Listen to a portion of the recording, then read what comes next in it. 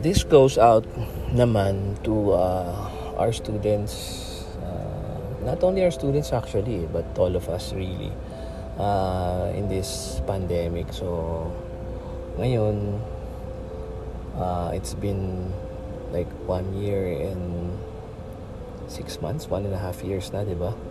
Tapos magsi-September na naman, so maririnig na naman natin yung mga Christmas songs. And parang wala pa rin tayo nakikitang yung katapusan ng pandemic. And I know that for a lot of people it's a bit of a concern, problem really, kasi nga yun, wala tayong makita pang liwanag sa ating dinadaanan, no? And I think wala namang reasoning that will give us more or less sort of parang assurance na matatapos din yung pandemic and all that. Tapos narinig ko pa sa news kanina na parang halos lahat ng country, parang isa na lang tayo sa dalawa or tatlo. Ilan na lang tayong countries na hindi pa nagsisimula ulit ng face-to-face classes. And syempre sa buong mundo, it would be detrimental, I should say, for the forward-looking of the country. Kasi education is at the forefront of everything. So pag ang education ayaw magsimula ulit, parang it's a signal na we're still not out of the woods yet. Lahat naman ng country hindi pa rin out of the woods yet. And natatakot talaga tayo na pag mag face-to-face yan, paano kung biglang bawat classroom may isa, dalawa, tapos pagbalik sa bahay, nahawa ulit. Alam mo, yung ganun, diba? And hindi yun malayo sa katotohanan. Maaaring pwedeng mangyari yun, diba? Pero sa isang banda naman, ayaw naman natin na mag-cower tayo in fear and wala tayong way forward, di ba? Kami sa industry, education/industry, syempre gusto natin magsimula na, no? Ulit. Kasi marami talagang affected.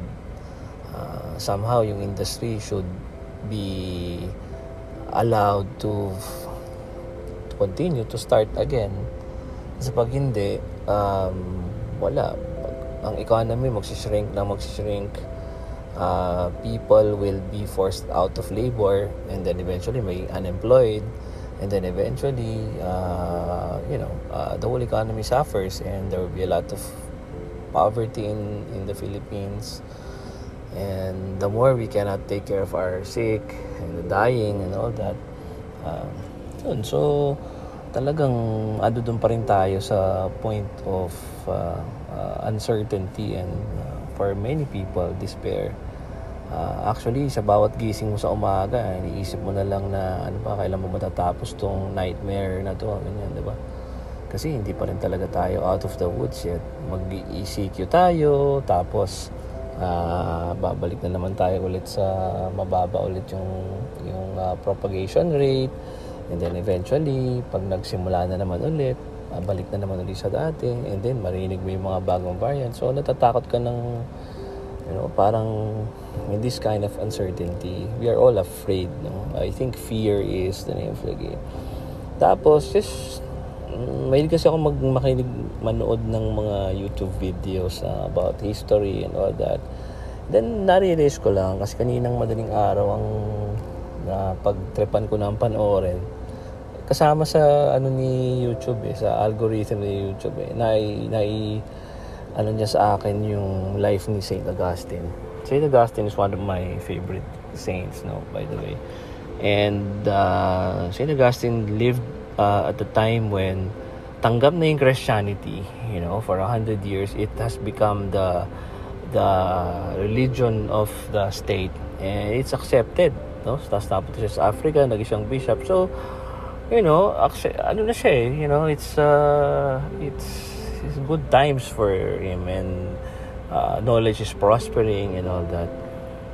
Until mga almost na siya, nung mga 60, 70 years old na siguro si Augustine. I'm not looking at Wikipedia and all that. But towards the end of his life, eto naman ang problem nun.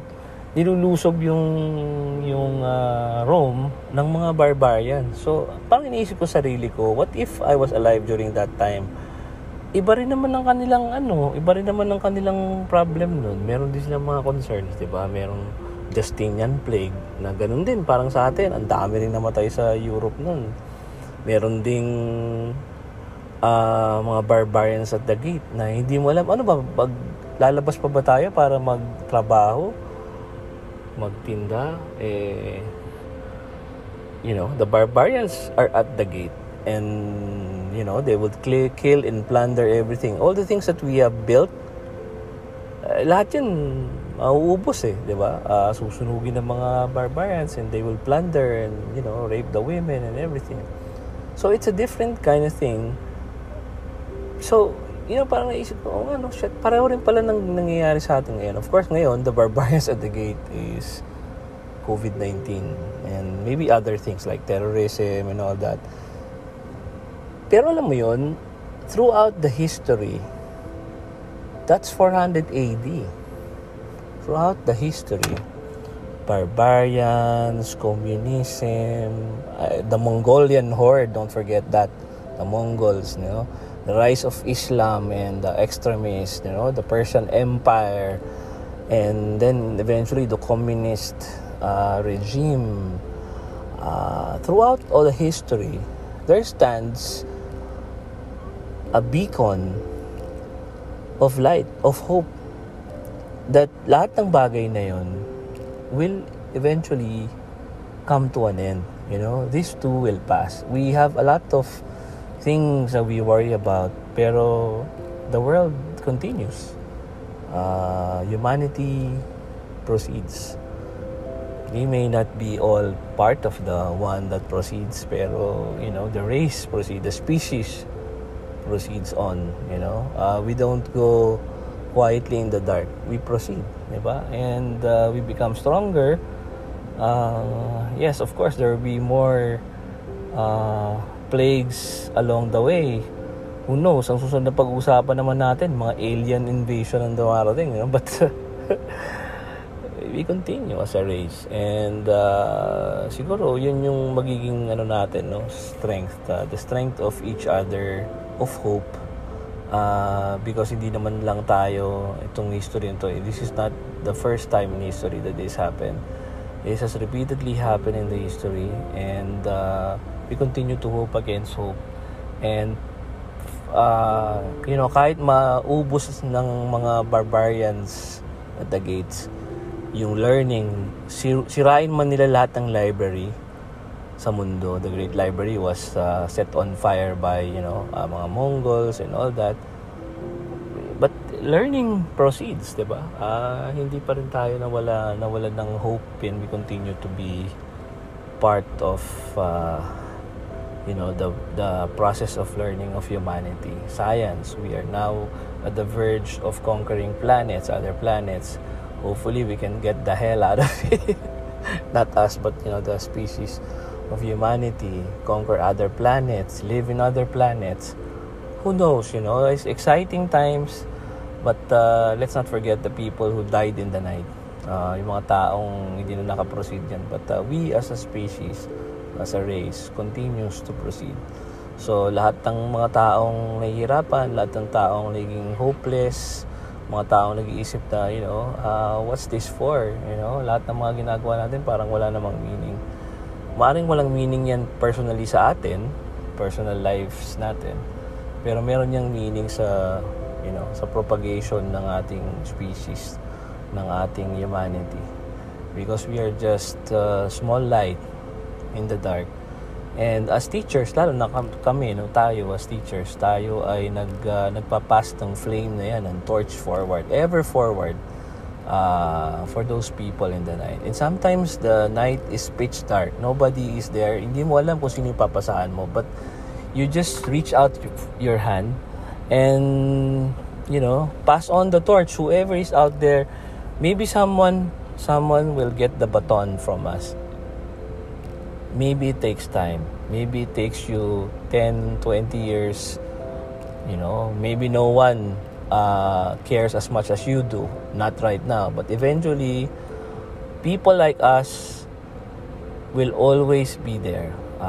God will raise, heroes like us who will hope against all hope, proceed to propagate the learning of the species ever forward, to give the light unto men. Hope against all hope. And sometimes in the pitch dark, that's the darkest moment before the light emerges, and there's hope again. There's the dawn again, and such is my hope, and I just hope that you don't forget that, and let us hope for the best.